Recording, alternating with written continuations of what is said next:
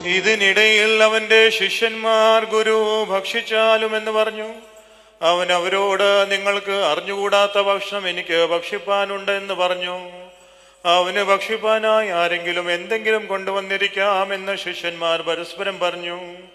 യേശു അവരോട് ഇപ്രകാരം പറഞ്ഞു, എൻ്റെ ആഹാരം എന്നെ അയച്ചവന്റെ ഇഷ്ടം നിറവേറ്റുകയും അവന്റെ പ്രവൃത്തി പൂർത്തിയാക്കുകയും ചെയ്യുന്നതാകുന്നു.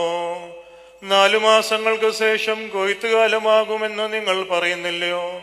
നിങ്ങൾ കണ്ണുയർത്തി പണ്ടേ തന്നെ വിളഞ്ഞ് കൊയ്ത്തിന് അടുത്തിരിക്കുന്ന വയലുകളെ ഇതാ കാണുവേനെന്ന് നിങ്ങളോട് പറയുന്നു.